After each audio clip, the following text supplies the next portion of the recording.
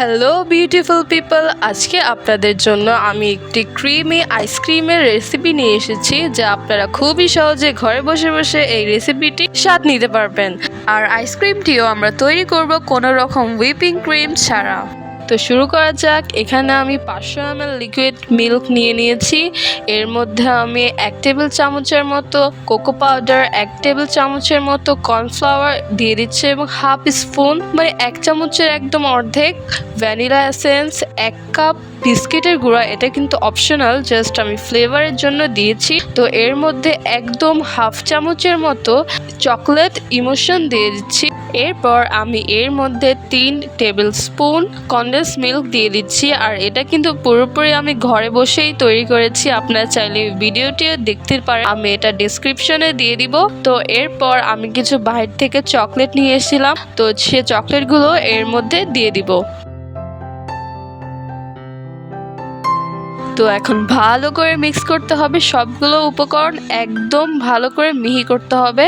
আর এই ক্রিমি আইসক্রিমটা কিন্তু খুবই অসাধারণ হবে, খুবই সুন্দর হবে, একদম বাহিরের মতো। আপনারা দেখতে থাকুন রেসিপিটি, তাহলেই বুঝতে পারবেন কি একটা অসাধারণ রেসিপি। তো আমি ভালো করে মিশিয়ে নিচ্ছি যাতে কোনো দানা দানা ভাব না থাকে।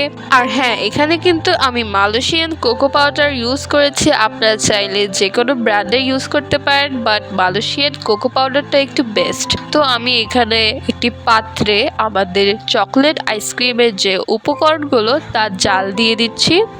তো কিছুক্ষণের মতো জাল করে নিতে হবে। একদম যখন ঘন হয়ে আসবে তখন চকলেটগুলো আমরা চুলা থেকে নামিয়ে নেব এবং অনবরত নাড়তেই থাকবো। নাড়তে নাড়তে আমাদের এই চকলেটগুলো ঠান্ডা করতে হবে, নাড়াও স্টপ করা যাবে না কারণ নিচে দিয়ে লেগে যাবে। তো আমি অনবরত নাড়িয়ে যাচ্ছি, আপনারা দেখতেই পাচ্ছেন একদম ঠান্ডা হওয়া আগ পর্যন্ত আমি নাড়িয়ে যাচ্ছি একটি স্প্যাচুলার সাহায্যে। আপনারা চাইলে যে কোনো স্প্যাচুলার সাহায্যে নাড়া দিতে পারেন। তো আমি ভালো করে নাড়িয়ে নিচ্ছি।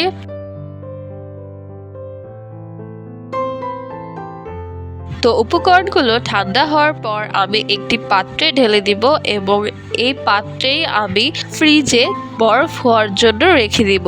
যখন প্রায় বরফ হয়ে যাবে তখন আমরা এটি বিট করব বিট মেশিন দিয়ে। এখন আমরা ভালো করে নাড়িয়ে নিচ্ছি যাতে এর মধ্যে বাবল না থাকে। তো আমরা 6 ঘন্টার মতো একে রেফ্রিজারেটরে রেখেছি। তো এরকম একটা বিটার মেশিনের সাহায্যে আমরা এই আইসক্রিমগুলো এখন বিট করে নেব।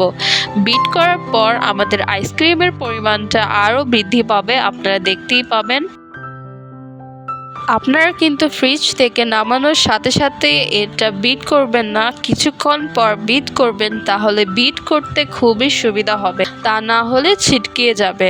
তো দেখেন আমি ভালো করে ফোম করে নিচ্ছি।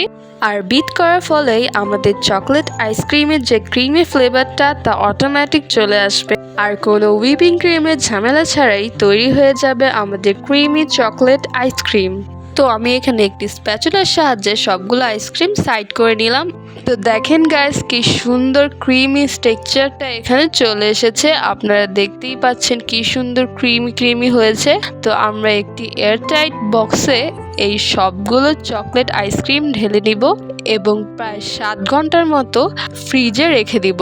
ফ্রিজে রাখার আগে আমি কিছুক্ষণ নাড়া দিয়ে নিচ্ছি যাতে এর মধ্যে কোনো বাবলস না থাকে ও আমি এর ঢাকনাটি ভালো করে লাগিয়ে নিচ্ছি যাতে কোনো রকম বাতাস এর মধ্যে না যায়। ফ্রিজে প্রায় 7 ঘন্টার জন্য রেখে দিলাম।